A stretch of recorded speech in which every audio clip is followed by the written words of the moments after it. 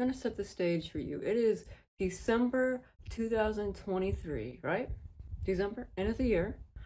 I trigger warning, kinda. I'm just gonna briefly bring it up. I had just publicly came out about how I was essayed by somebody in a niche band's crew.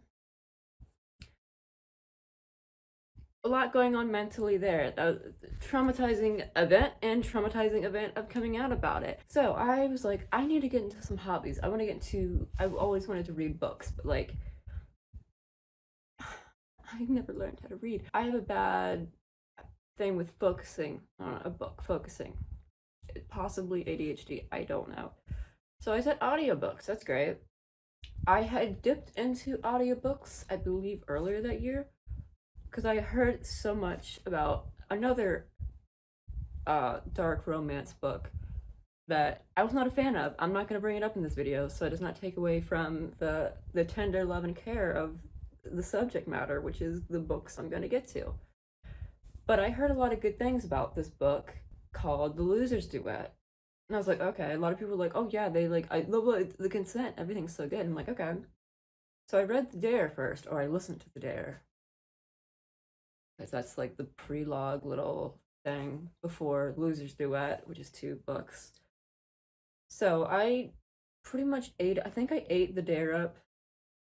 I don't think I ate it up in one night. I think I spread it out because I wanted to spread it out. I wanted to enjoy it. But when I tell you, I didn't know what to expect going into this book. I was like, the first experience I had with like a dark, spicy, like romance type book was terrible. This one was like a 180 of that.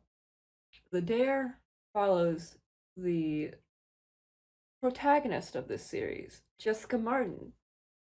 She's at a Halloween party, and she later meets one of the like college-ish vibe, maybe. She later meets another guy who she went to school with, Manson Reed, who's at the same party. They hadn't seen each other in like a few years at this point. Manson's like grown up, like hotter, all that stuff. They engage in a game, which is like truth or dare type of stuff, or like ping pong type of thing. So like you get a ball in, ping pong. You have to do a dare the other person says, or a truth, whichever. And basically, Jessica and Manson are doing the game.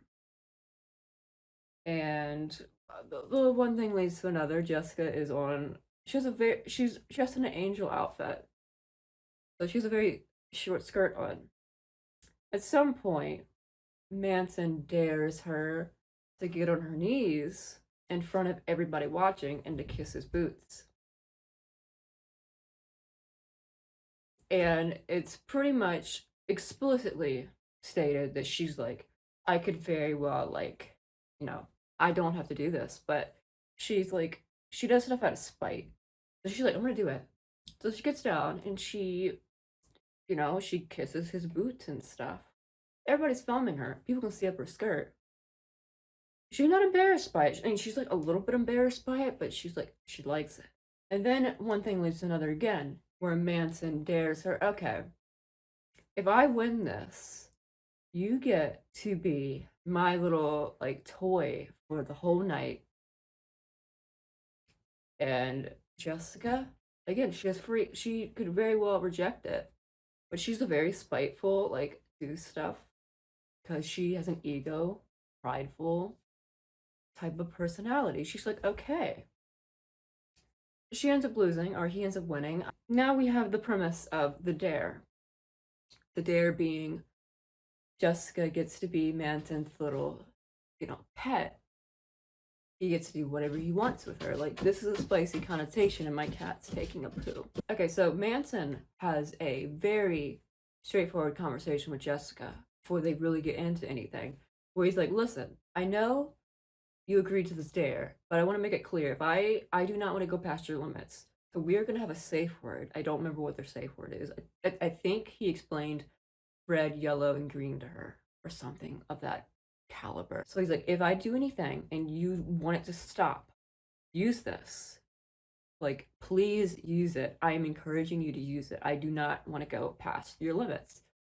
And Jessica, at this point, she's an explorer of the sexual pleasure realm and stuff.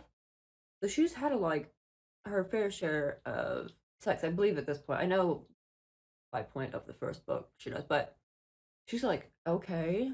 But she's still, again, she's like that prideful spite thing. So she's like, I don't have to. And then at some point, Manson's like, no, I'm not like, we need to like step aside. I'm not playing with you. If you need to say no or stop, use this word. And like, I will stop. So after the year I had had, just hearing that first initial talk, Manson having it with Jessica, I was like, I believe I started busting out crying. I cried many times during this book. This is like, keep in mind, the audiobook's maybe like 4 hours, very short prequel. That book had me crying so much. And it's just like, to the, overbranching eye, it's just a smut book.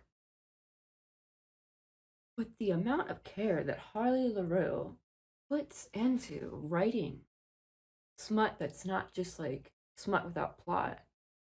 I mean, fill your oats, whatever you're into, but putting emotion into it and consent into it and the BDSM aspects of it, like they aren't just writing BDSM stuff and acting like, oh yeah, I'm totally know what I'm talking about, and they don't know it. Harley LaRue, I believe, they know what they're talking about in these books when it comes to BDSM dynamics or anything like that.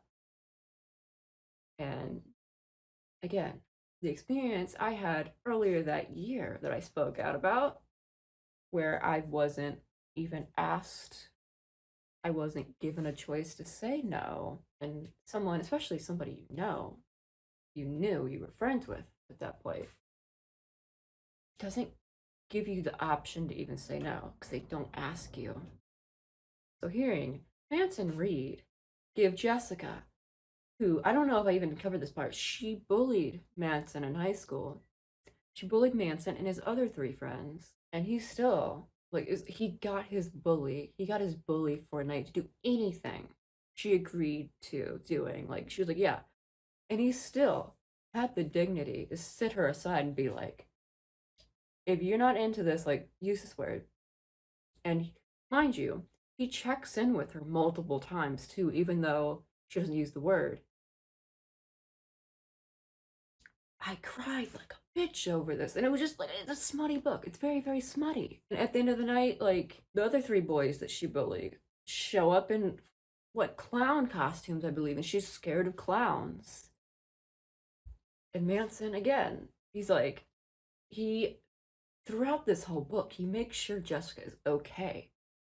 And Jessica is pushing her, like, not her literal, like, limits where she needs to use a safe word, but she's pushing her limits of what she has explored. Manson is giving her the vehicle to explore things that she does enjoy. She's always wanted to try, like deep down and stuff, like that she didn't even know she enjoyed. And she's feeling this newfound freedom. And Manson is not taking that for granted. He is doing that. He's giving her a safe foundation to explore that in. Even though she is just a girl that bullied him at this point. Even though there's more to the backstory than that. But yeah, that was mind blowing to me. So I started Losers Part 1 relatively after this one, a quick proximity. And Losers Part 1 is a time skip. So blah blah blah blah. Jessica has left her town sometime after the dare because her and Manson were in bed together at the end of the dare, and Jessica kind of like ghosts him for those many years until she comes back to their hometown. And then they like, I I don't believe Manson sees her first. I think one of the other boys sees her first. I don't remember which one. But yada yada yada. That's like the premise. That is the foundation we have to work on. And throughout the rest of like the story and the books, it's Jessica building these awkward type of like reconciliations with these boys that she bullied. And even though she made their lives like hell and stuff, they each have a special connection to Jessica, and they each respect her bodily freedom to not just like take advantage of her. And I was going into the video and I was just gonna talk about like the overbranching story, but now like I'm just thinking about the consent aspect of it and why I love this book so much. That's not all the why I love it. Jessica is mending these connections with these boys. She has a special one with each one. Like Manson, like these are spoilers. I'm just gonna slide through the whole duet. Manson threatened her high school boyfriend, who is a component in this story too, and assaults Jessica in the story. Her high school boyfriend, Manson, got like expelled from high school. Jessica's high school boyfriend was going around, I believe, showing Jessica's nudes to other people and like stuff like that. Manson spoke up and they met in a bathroom and Manson like pulled a knife on him or something and was like, don't do this to her again. And then he got expelled. And nobody knew those details. They just knew, oh, he pulled a knife on him. There's other little individual moments where these boys are standing up for Jessica, even though she's like a bitch. She's like a queen bee in this high school. Through these four boys, giving her a safe place to explore herself. Many times through orgies of many combinations of them being in her and whole things like that. She gets to find herself more and what she actually is, not what everybody else is expecting her to be. And they get to have another a, a, a fifth in their little found family thing. But yeah, these books are great. They're great. They made me cry my fucking eyes out. Something else I also liked. They touch on how Manson, Manson and I believe Vincent, they went to like BDSM classes because they like explored it when they were like 18, 19. They're like, we were dipshits. We did not know we did not know enough. So they started taking classes to actually learn proper etiquette. So many men specifically, they think being dominant just means overpowering somebody and just like forcing yourself on them, being like not having any sense of humanity and just like taking. Other ones, they roll swap, but Manson's like the main one I'm gonna bring up because of the dare and that pew, that hit me.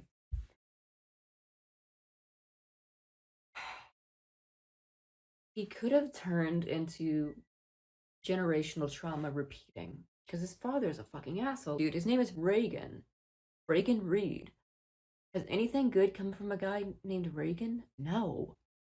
People don't get it, especially when, let's say, someone is outed for being an assaulter or abusing somebody, and they throw in the excuse, oh, I've been through this too. I would never do that. That's a sad reality. Sometimes people, they repeat the cycle of abuse. Some father was like physically abused by his father, so then he like physically abuses his fucking son. That is also another core thing of this. They are unlearning their trauma, including Jessica, because her mother, like a raging narcissist. Yeah, this is very scattered, guys. I went into this with one thing, and then my brain started thinking about other things. So yeah, I just love this series a lot. Currently on book 3 of the Souls trilogy. I will probably also talk about those books Perhaps. I don't know. I believe I said I was going to talk about Losers Duet back in January. It's August now. That's all.